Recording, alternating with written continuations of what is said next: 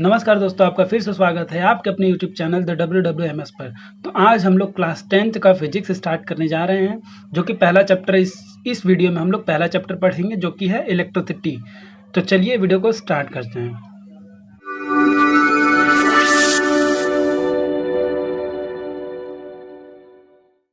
तो चलिए बच्चों, आज स्टार्ट करते हैं हम लोग इलेक्ट्रिसिटी चैप्टर, जो कि क्लास 10th के फिजिक्स का पहला चैप्टर है। तो आगे बढ़ने से पहले हम सबसे पहले ये जान जाए कि इलेक्ट्रिसिटी होता क्या है। इलेक्ट्रिसिटी का इंट्रोडक्शन खुद में बहुत बड़ा है। खुद में बहुत बड़ा होने का मतलब ये है कि इलेक्ट्रिसिटी किसी के इंट्रोडक्शन का मोहताज नहीं है। ये खुद में एक कह सकते हैं कि एक 8वां अजूबा है हमारे इस मॉडर्न वर्ल्ड का। क्योंकि हम लोग जितने भी लोग हैं अर्थ पर, वर्ल्ड में जितने भी लोग हैं, सब लोग प्रेजेंट टाइम में डिपेंडेंट है, टोटली डिपेंडेंट हो गए वो इलेक्ट्रिसिटी पे। क्योंकि हर एक एनर्जी, जितने भी टाइप की एनर्जी होती है, उन सभी एनर्जी से हम कन्वर्ट करने की कोशिश कर रहे हैं, किस पे? इलेक्ट्रिसिटी में लाने की कोशिश कर रहे हैं। क्योंकि इलेक्ट्रिसिटी क्या है? सबसे क्लीन सोर्स ऑफ एनर्जी है। इससे इस इलेक्ट्रिसिटी से हम लोग कितनी भी एनर्जी, कोई भी एनर्जी हम लोग बना सकते हैं खुद से। तो इलेक्ट्रिसिटी का मतलब जानते हैं कि इलेक्ट्रिसिटी वर्ड आया कहाँ से। इलेक्ट्रिसिटी वर्ड आया है, एक वर्ड है जो कि है ग्रीक का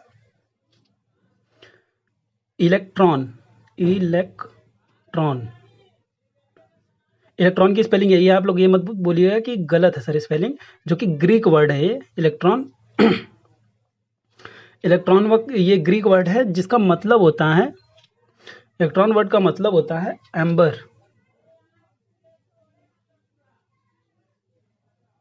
अब ये एम्बर क्या होता है आप बोलेंगे, तो एम्बर एक सबसे पहले आप ये जान लीजिए कि 600 BC के अराउंड इसका डिस्कवरी जान जाइए कि कैसे इलेक्ट्रिसिटी की सबसे पहले खोज हुई। तो वैसे तो ये इम्पॉसिबल है बताना कि इलेक्ट्रिसिटी की खोज बेसिकली हुई कब। तो करीब ऐसा रिकॉर्ड में बताया जाता है कि करीब 600 BC के अराउंड थेल्स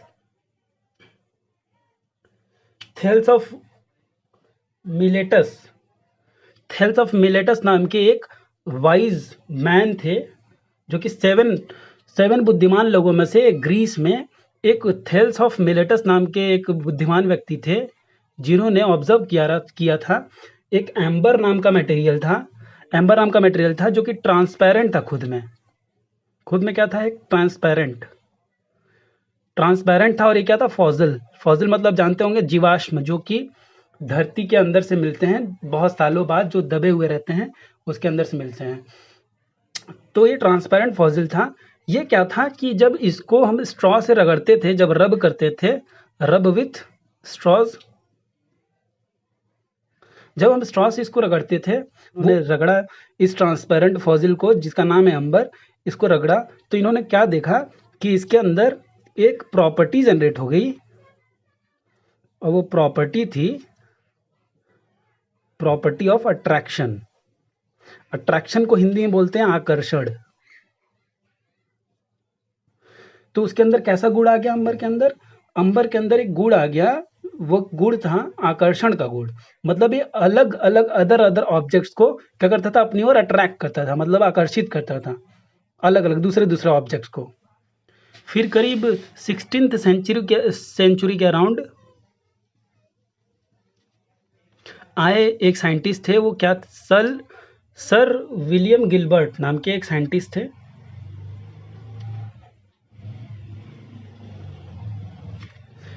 इन्होंने ऑब्जर्व किया कि केवल एम्बर में ही वो प्रॉपर्टी नहीं है, नॉट ओनली इन एम्बर, बल्कि और भी अदर ऑब्जेक्ट्स हैं जिनको क्या किया जा सकता है? इलेक्ट्रीफाइड किया जा सकता है। इलेक्ट्रीफाइड का मतलब क्या होता है कि जो प्रॉपर्टी एम्बर के अंदर देखी गई, मतलब ये क्या कर रहा था? अदर ऑब्जेक्ट्स को क्या कर रहा था? अट्रैक्ट कर रहा था। वैसे ही अदर ऑब्जेक्ट्स के अंदर भी इन्होंने देखा, सर विलियम गिलबर्ट ने देखा था 16th सेंचुरी के अराउंड, कि और भी ऑब्जेक्ट्स ऐसे ही बिहेव कर रहे थे। जैसे ग्लास रॉड था, एक ग्लास रॉड था, उनको जब सिल्क के कपड़े पे रगड़े, एक सिल्क का कपड़ा है ये, तो इस पे जब रगड़े तो ये देखे कि ये जो ग्लास रॉड है, ये क्या करने लगा? दूसरे ऑब्जेक्ट्स को अपनी ओर अट्रैक्ट करने लगा ये। तो फिर 17th सेंचुरी के अराउंड एक साइंटिस्ट आए जो कि है, उनका नाम है बेंजामिन फ्रैंकलिन। इनका नाम आप लोगों ने सुना होगा, बहुत फेमस साइंटिस्ट थे। बेंजामिन फ्रैंकलिन नाम के एक साइंटिस्ट आए जिन्होंने ये जो प्रॉपर्टी है, ये जो प्रॉपर्टी इसके अंदर अट्रैक्शन वाली फील हुई, बाकी सारे साइंटिस्ट जो फील किया अट्रैक्शन वाली, या फिर अट्रैक्शन है बट उसके साथ में एक और चीज़ है, रिपल्शन भी है। रिपल्शन का मतलब होता है प्रतिकर्षण और अट्रैक्शन का मतलब होता है आकर्षण। तो बेंजामिन फ्रैंकलिन ने क्या किया, इन्होंने बताया कि इलेक्ट्रिसिटी दो टाइप की होती है। इलेक्ट्रिसिटी दो टाइप की होती है, जो कि इलेक्ट्रिसिटी एक निगेटिव इलेक्ट्रिसिटी होती है जो कि due to negative charge,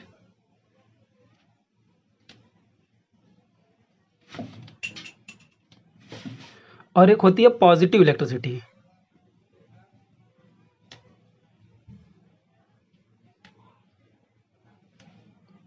due to positive charge.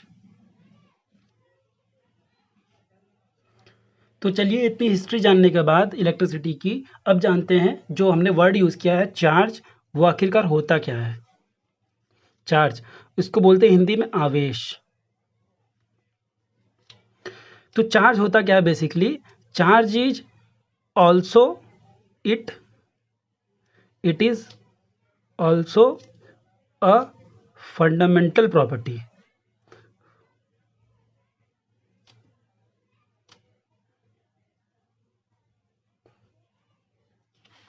Fundamental property of matter like mass.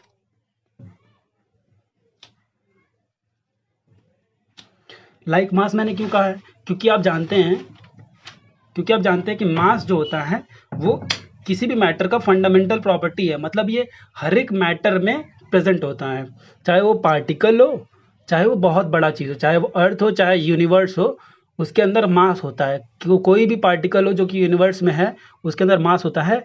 वैसे ही चार्ज भी एक फंडामेंटल प्रॉपर्टी है किसी भी मैटर का। मतलब चार्ज ना तो क्रिएट किया जा सकता है और ना ही डिस्ट्रॉय किया जा सकता है, ये पहले से ही प्रेजेंट होता है हर एक पार्टिकल में। वो अगर वो कोई भी अट्रैक्शन या फिर रिपल्शन प्रॉपर्टी शो नहीं कर रहा है, तो मतलब वो क्या है इस टाइम, न्यूट्रल। फिर न्यूट्रल से हम उसको पॉजिटिव या फिर निगेटिव चार्ज कन्वर्ट करते हैं। वो कैसे कन्वर्ट करते हैं हम आगे सीखेंगे, कैसे उसको बनाते हैं, पॉजिटिव चार्ज और निगेटिव चार्ज कैसे बनाते हैं। तो चार्ज बेसिकली क्या होता है कि it is the fundamental property of matter. मतलब ये मूलभूत गुण है किसी भी द्रव्य का, द्रव्यमान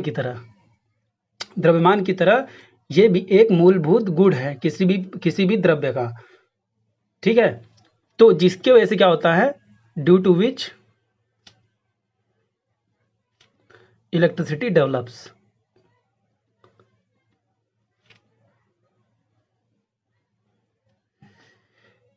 चार्ज एक गुण है किसी भी मैटर का जिसके वजह से इलेक्ट्रिसिटी का उत्पादन हुआ, जिसकी वजह से इलेक्ट्रिसिटी पैदा हुई।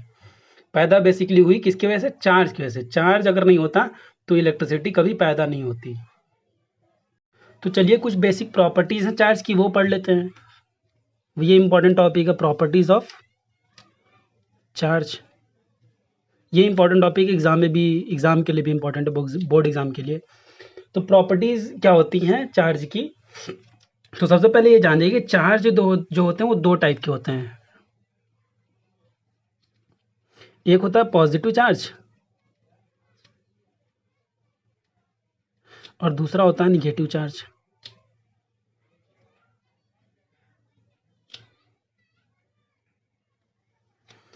पॉजिटिव चार्ज कैसे हुआ, जब पॉजिटिव चार्ज किसको बोला गया, जब एक ग्लास के रॉड को, ये मान लीजिए कोई रॉड है, ये है ग्लास रॉड। ग्लास रॉड मतलब शीशे की छड़। इस ग्लास रॉड को एक सिल्क के कपड़े से, ये क्लॉथ है कोई भी सिल्क का मान के चलते हैं, ये सिल्क का क्लॉथ है। अगर इस ग्लास रॉड को सिल्क पे रगड़ा जाए, मतलब रब किया जाए, तो जो ग्लास रॉड पे चार्ज डेवलप होगा, वो चार्ज डेवलप होगा, तो उस चार्ज को क्या बोलेंगे, पॉजिटिव चार्ज। और इस क्लॉथ पे अगर इस पे पॉजिटिव चार्ज डेवलप हो गया तो ऑटोमेटिकली क्लॉथ पे क्या हो जाएगा, निगेटिव चार्ज। ये निगेटिव चार्ज हो गया। सिमिलरली अगर कोई एबोनाइट की रॉड है, मान लेते हैं ये एबोनाइट की रॉड है, मतलब एबोनाइट एक मटेरियल होता है, ठीक, एक सॉलिड मटेरियल होता है, तो उसकी अगर रॉड बना दें और एक फर मान लेते हैं, फर या फिर वुलन क्लॉथ है, वुलन क्लॉथ।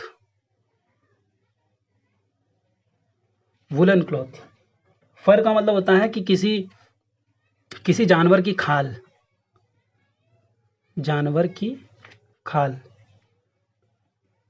फर उसको बोलते हैं इंग्लिश में। तो किसी फर पे अगर इस एबोनाइट की रॉड को रगड़ें,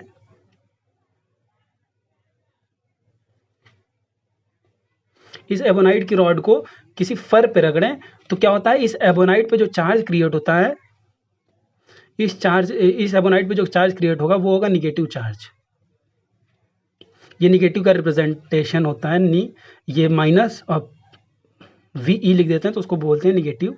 और इस पे क्या डेवलप होगा, पॉजिटिव चार्ज। जब इस पे निगेटिव चार्ज डेवलप हुआ तो इस पे पॉजिटिव चार्ज डेवलप होगा। ओके, तो चार्ज हम बेसिकली ये नहीं बोल सकते हैं कि किस पे, कौन से मटेरियल पे पॉजिटिव चार्ज क्रिएट होगा, कौन से मटेरियल पे निगेटिव चार्ज क्रिएट होगा।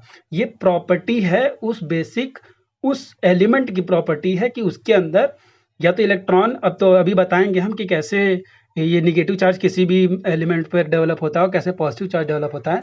जब इलेक्ट्रॉन ये खुद में से निकाल लेता है, अभी इलेक्ट्रॉनिक थ्योरी में बताऊंगा, तो अगर ये इलेक्ट्रॉन अगर खुद में से निकाल दिया तो मतलब उसमें इलेक्ट्रॉन की कमी आ गई, तो क्या हो गया, पॉजिटिव चार्ज उसको बोलेंगे। और जिसके अंदर अगर इलेक्ट्रॉन ये चला गया तो उसके अंदर इलेक्ट्रॉन की अधिकता हो गई, मतलब ज़्यादा हो गया उसके अंदर इलेक्ट्रॉन, तो फिर उसको क्या बोलेंगे, निगेटिवली चार्ज बोलेंगे।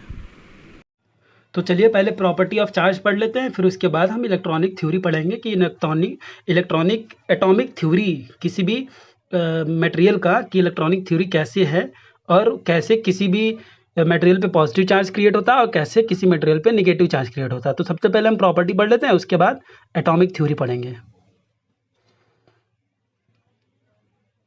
चार्ज की प्रॉपर्टी पढ़ लेते हैं। तो चार्ज की प्रॉपर्टी में ये है कि सबसे पहला ये प्रॉपर्टी है कि लाइक चार्जेस का मतलब सिमिलर चार्ज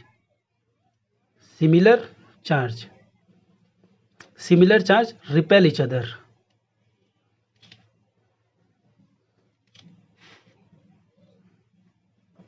जैसे लाइक चार्ज, सिमिलर चार्ज का मतलब क्या है, अगर मान लीजिए पॉजिटिव चार्ज का कोई भी एलिमेंट यहाँ पर है, ठीक, पॉजिटिव चार्ज है ये, और ये भी एक और मैंने पॉजिटिव चार्ज लिया, इन दोनों को जब पास में लाएंगे ना तो ये क्या करेगा, आपस में रिपेल करेगा।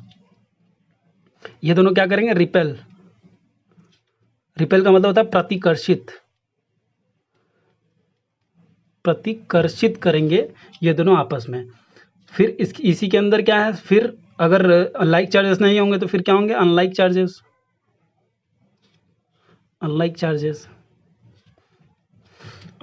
का मतलब होता है कि अपोजिट चार्जेस।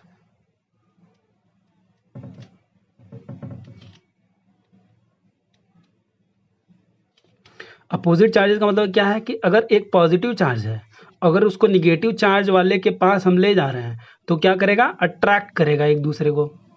तो कैसे बनाएंगे, ऐसे, पॉजिटिव वाला निगेटिव अट्रैक्ट करेगा और निगेटिव वाला पॉजिटिव को अट्रैक्ट करेगा। तो क्या है, अपोजिट चार्ज क्या करेंगे, अट्रैक्ट करेंगे ईच अदर।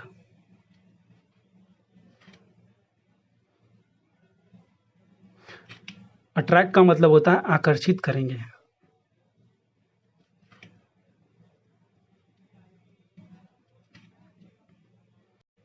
तो चलिए दूसरी प्रॉपर्टी पढ़ लेते हैं। चार्ज की दूसरी प्रॉपर्टी ये है कि चार्ज इज ऑलवेज कंजर्व्ड।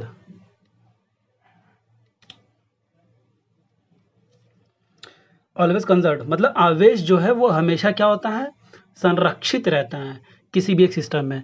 जैसे मान लेते हैं हम कि एक कोई ये मटेरियल है, अभी हम पढ़ाएंगे कि चार्ज का यूनिट क्या होता है, क्या और उसके आगे क्या क्या चीज़ प्रॉपर्टीज़ होती हैं। बट उससे पहले वो ये समझाने के लिए, टॉपिक समझाने के लिए वो चीज़ बता दे रहा हूँ मैं हल्का फुल्का, आगे जाकर आपको अच्छे से समझ में आ जाएगा। मान लीजिए ये कोई मटेरियल है जिसके ऊपर चार्ज है +5 कूलम्ब, और ये कोई चार्ज है जिसके ऊपर है -2 कूलम्ब चार्ज। कूलम्ब चार्ज की यूनिट होती है, अभी बताएंगे मैं, अभी बताऊंगा मैं। तो ये 5 कूलम्ब का चार्ज है और इसके ऊपर क्या चार्ज है, -2 कूलम्ब का चार्ज है। तो अगर इन दोनों को हम क्या करते हैं, रगड़ते हैं, एक सिस्टम है ये, मान लेते हैं हम एक सिस्टम है। सिस्टम क्या होता है, सिस्टम बेसिकली होता है कि ऐसा एरिया जिसकी स्टडी हम लोग कर रहे हों, इतनी एरिया की केवल हम स्टडी कर रहे हैं, इसके बाहर जितने भी सराउंडिंग्स हैं उसकी स्टडी नहीं कर रहे हैं।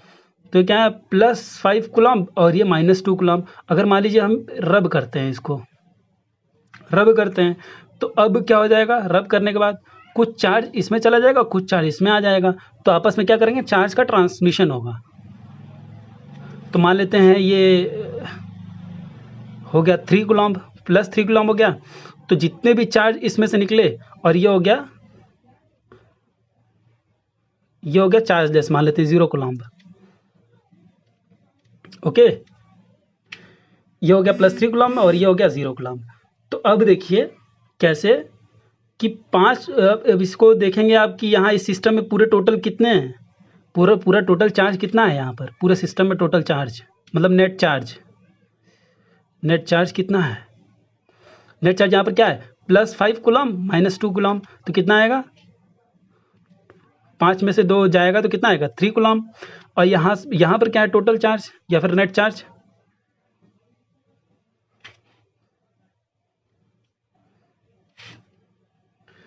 थ्री कूलम्ब +0 कूलम्ब, यहाँ पर भी कितना है, 3 कूलम्ब।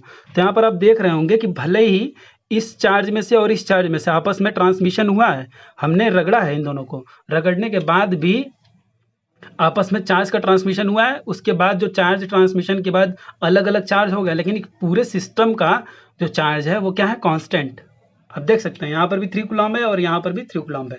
तो हम क्या कह सकते हैं कि चार्ज इज ऑलवेज कंजर्व्ड। तो इसका मतलब क्या है कि charge can neither be created nor be destroyed, it can only be transfer from one charge into another charge. Okay, तो चलिए अब थर्ड प्रॉपर्टी को देखते हैं। थर्ड प्रॉपर्टी क्या है कि चार्ज इज एडिटिव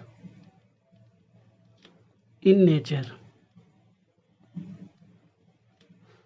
इसका मतलब यह है कि चार्ज जितने भी सिस्टम को हम, मान लीजिए एक सिस्टम है, यहाँ पर हम इस सिस्टम में हम क्या किए, यहाँ पर इसको मान लेते हैं हम 5 कूलम्ब चार्ज दिए, +5 कूलम्ब चार्ज दिए। दूसरा फिर से इसको चार्ज दिए -2 कूलम्ब का, फिर इसको चार्ज दिए +3 कूलम्ब का, फिर इसको और चार्ज दिए +2 कूलम्ब का, फिर इसको और चार्ज दिए -2 कूलम्ब का, और चार्ज दिए +3 कूलम्ब का। तो इसका क्या होगा, चार्ज क्या होता है, एडिटिव इन नेचर। एडिटिव मतलब क्या है, अलजेब्राइक सम।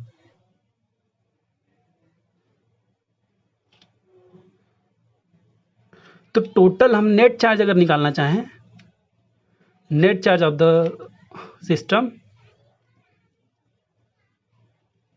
क्या होगा, टोटल सम कर देंगे हम सबका कि जितने भी चार्ज इसमें आए, ये मान लीजिए 5 कूलम्ब मैंने +5 कूलम्ब चार्ज दिया, फिर -2 कूलम्ब इसको चार्ज दिया, तो सबको क्या कर देंगे, ऐड, +5 -2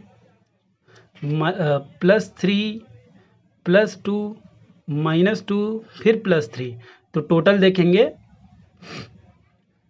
5 में से 2 गया 3, और फिर उसके बाद 3 ऐड, फिर 3 ऐड, तो कितना आ गया, 9 कूलम्ब। तो टोटल कितना आ गया इसका, नेट चार्ज आ गया 9 कूलम्ब। तो ये फॉलो करता है, एडिटिव नेचर होता है इसका। मतलब इस चार्ज का जो नेचर होता है वो एडिटिव होता है। मतलब कोई भी चार्ज अगर सिस्टम में हम देख रहे हैं कि उसमें ऐड हो रहा है या फिर सब्ट्रैक्ट हो रहा है, या फिर उस पर निगेटिव चार्ज दे रहे हैं या फिर कोई पॉजिटिव चार्ज दे रहे हो, तो उन सब का अगर सम निकाल देंगे तो नेट चार्ज निकालने के लिए हमको टोटल सम निकालना होगा।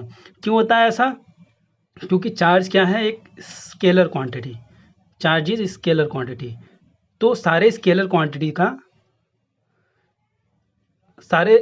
क्वांटिटी का जो नेट रिजल्ट होता है उसको हम क्या करते हैं, अलजेब्राइक सम करते हैं। ओके, चलिए नेक्स्ट प्रॉपर्टी पढ़ते हैं जो कि फिफ्थ प्रॉपर्टी। फिफ्थ प्रॉपर्टी में ये बोल रहा है कि चार्ज इज क्वांटाइज्ड।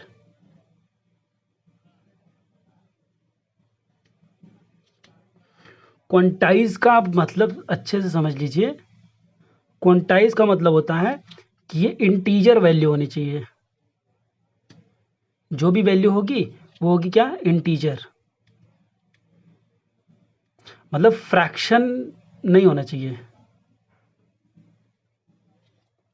ठीक, तो चार्ज क्या होगा, जब भी हम ऐड या फिर उसमें चाहे पॉजिटिव में ऐड करें चाहे निगेटिव में ऐड करें किसी भी सब्सटेंस पे, मान लीजिए ये कोई ऑब्जेक्ट है,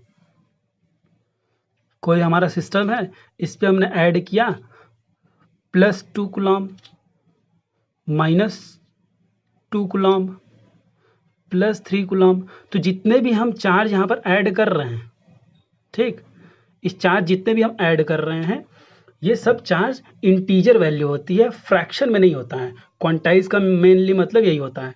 तो जो चार्ज होगा, चार्ज को कैसे रिप्रेजेंट करेंगे, चार्ज का जो फॉर्मूला बन के आएगा वो आएगा +-n × E। ये कैसे आ गया, अब इस पे देखिए हम चार्ज देते हैं जो भी, वो एलिमेंट्री ई के फॉर्म में देते हैं। ई के फॉर्म में क्यों देते हैं अभी हम बताएंगे, उसका एटॉमिक स्ट्रक्चर जब हम बताएंगे, किसी भी चार्ज क्यों चार्ज कैसे जनरेट होता है, किसी भी सब्सटेंस पे निगेटिव चार्ज या फिर पॉजिटिव चार्ज कैसे आता है, उसको मैं डिटेल में अभी डिस्कस करूंगा इस प्रॉपर्टी पढ़ने के बाद। तो ये जो हमने चार्ज दिया इसको 2e दिया, फिर 2e इस पे -2e दिया, फिर +3e दिया, तो फिर हम टोटल चार्ज अगर निकालना चाहें तो क्या होगा, +-n × E, जहाँ पर n क्या है, n इज इंटीजर और E क्या है, E is the elementary charge.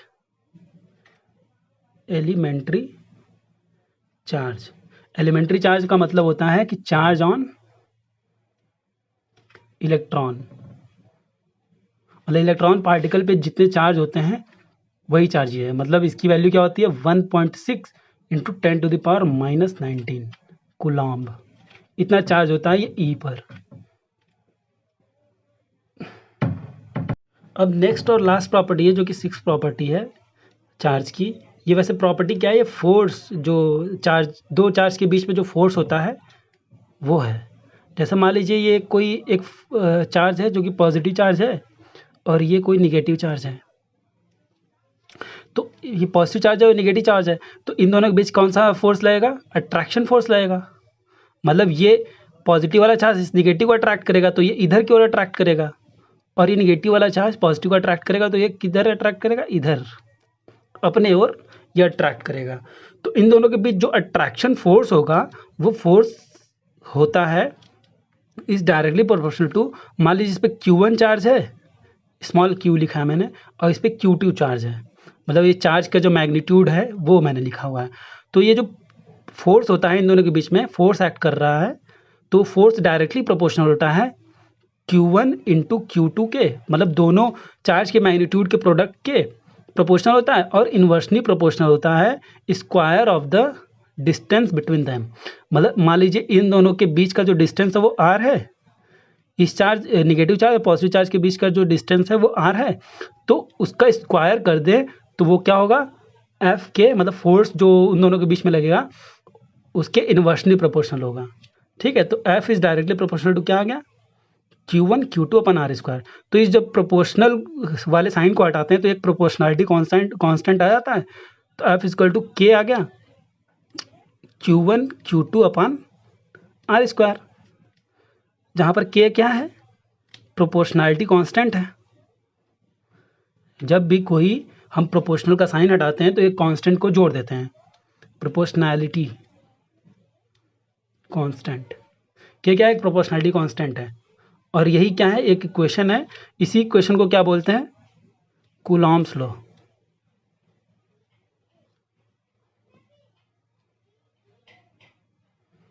यही इक्वेशन कहलाता है कूलॉम्स लॉ। तो चलिए दोस्तों अब एटॉमिक स्ट्रक्चर पढ़ लेते हैं।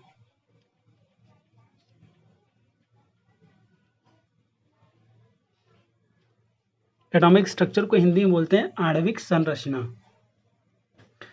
तो इसमें क्या होता है, आप लोग जानते होंगे कि कोई भी मेटल या कोई भी पार्टिकल जो भी यूनिवर्स पे है वो किससे मिलके बना हुआ है, मॉलिक्यूल से। और मॉलिक्यूल किससे मिलके बना हुआ है, एटम से। तो एक एटम का जब हम स्ट्रक्चर बनाते हैं, एटॉमिक स्ट्रक्चर ये बना रहे हैं हम। एटॉमिक स्ट्रक्चर मतलब क्या है, एटम का स्ट्रक्चर बना रहे हैं। तो एटम के अंदर बीच में क्या होता है, आपको पता होगा क्या, ये होता है बीच में न्यूक्लियस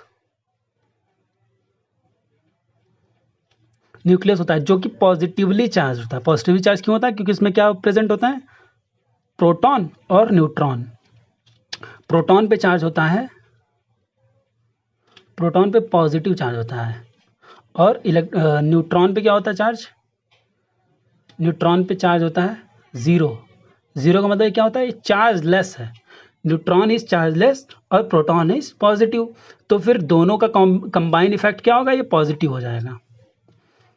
ठीक, और इस न्यूक्लियस के चारों ओर सराउंडिंग में ट्रैवल करता है, रिवॉल्व करता है क्या, इलेक्ट्रॉन।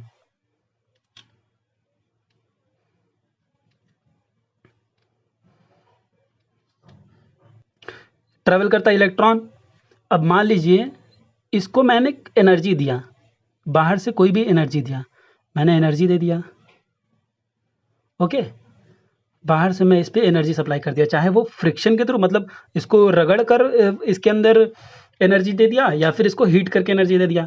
अब हीट करके एनर्जी दिया, फिर एनर्जी दिया मैंने रगड़ कर, तो रगड़ कर एनर्जी दिया, तो ये जो इलेक्ट्रॉन होते हैं ना, इलेक्ट्रॉन और प्रोटॉन के बीच में काफ़ी डिस्टेंस है, तो ये क्या होता है, थोड़ा वीक होता है। ये जो अपर शेल वाले इलेक्ट्रॉन्स होते हैं, जो आउटर मोस्ट शेल में रहते हैं, वो क्या होता है, ये न्यूक्लियस के साथ में बहुत कम फोर्स के साथ अट्रैक्ट रहते हैं। तो ये तो एनर्जी पा गया, तो एक्साइटेड हो जाएगा, और ये एक्साइटेड हो गया तो ये क्या कर देगा, जंप कर जाएगा अपने एटॉमिक स्ट्रक्चर से। तो अब ये अपने एटॉमिक स्ट्रक्चर से जंप कर दिया। अब स्टार्टिंग में मान लेते, जब ये जितने इलेक्ट्रॉन होते हैं ना, नंबर ऑफ इलेक्ट्रॉन्स को ई माइनस से रिप्रेजेंट करते हैं, और प्रोटॉन को पी प्लस से रिप्रेजेंट करते हैं, नंबर ऑफ प्रोटॉन्स। तो number of electrons is always equal to the number of protons. तो मतलब 8 प्रोटॉन यहाँ पर भी था, और मान लीजिए 1 2 3 4 5 6 7, मान लीजिए 7 प्रोटॉन अंदर था और 7 प्रोटॉन बाहर, 7 इलेक्ट्रॉन बाहर है। तो इसमें क्या हो गई, एक इलेक्ट्रॉन की कमी हो गई। इलेक्ट्रॉन कमी हो गई तो मतलब क्या है, अब प्रोटॉन की संख्या तो 7 है, लेकिन इलेक्ट्रॉन की संख्या क्या हो गई, 6। तो यहाँ पर क्या हो गया, इलेक्ट्रॉन वीक हो गया। तो मतलब यहाँ पर अब नेट चार्ज कितना है, नेट चार्ज पॉजिटिव वाला तो 7 है, लेकिन निगेटिव वाला कितना है, इलेक्ट्रॉन पर निगेटिव चार्ज होता है, ये मैंने पहले ही बताया था। पॉजिटिव वाला तो 7 है, लेकिन निगेटिव वाला कितना है, 6। तो टोटल इस पे कितनी चार्ज हो गई पॉजिटिव में, तो मतलब प्लस 1 चार्ज इस पे बच गया। तो अब ये प्लस 1 चार्ज बच गया, प्लस 1 चार्ज का मतलब क्या है, अब इस मॉलिक्यूल पे, इस एटम पे पॉजिटिव चार्ज एक लग जाएगा। तो आप लोग को समझ में आ रहा होगा कि पॉजिटिव चार्ज कैसे आता है, या फिर निगेटिव चार्ज कैसे आता है। तो अब ये जो इलेक्ट्रॉन निकला है, यहाँ से जंप किया है, तो वो जिस भी दूसरे एटम से, दूसरे पार्टिकल के एटम से रगड़ा गया था जब, तो उसके अंदर ये घुस जाता है। तो मान लीजिए उसके अंदर जब 8 इलेक्ट्रॉन बाहर थे और प्रोटॉन इसके अंदर 8 अंदर थे, तो एक इलेक्ट्रॉन यहाँ से जंप करके इसमें घुस आया, तो इसमें अब नंबर ऑफ इलेक्ट्रॉन्स कितने हो गए, 9। तो नंबर ऑफ प्रोटॉन्स यहाँ पर कितने थे, अब 8 थे। तो नेट चार्ज इस पे कितना आ गया, नेट चार्ज इस वाले पे, दूसरे वाले एटम्स पे नेट चार्ज पे आ गया 8 प्रोटॉन तो स्टार्टिंग में थे, बट अब इलेक्ट्रॉन कितना हो गया, -9। तो इस पे टोटल चार्ज कितना हो गया, -1 इलेक्ट्रॉन का चार्ज आ गया इस पे। तो -1 इलेक्ट्रॉन का चार्ज आया, तो मतलब क्या हो गया, ये एटम क्या हो गया, निगेटिवली चार्ज हो गया। ओके, अब ये कॉन्सेप्ट आपको बहुत अच्छे से समझ में आएगा। कोई भी पार्टिकल या फिर कोई भी सब्सटेंस पॉजिटिव चार्ज कब होता है और नेगेटिव चार्ज कब होता है। दोस्तों अब हम लोगों ने चार्ज के बारे में पढ़ लिया, चार्ज की प्रॉपर्टीज पढ़ ली और एटॉमिक स्ट्रक्चर भी पढ़ लिया। तो अब जानेंगे कि इलेक्ट्रिसिटी के टाइप्स कितने होते हैं।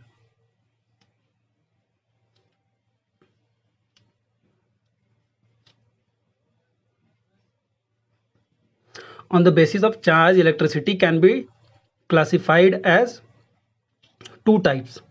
पहला टाइप होता है इलेक्ट्रोस्टैटिक्स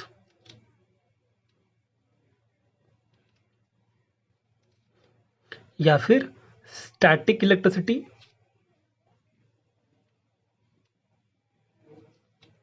और दूसरा होता है करंट इलेक्ट्रिसिटी।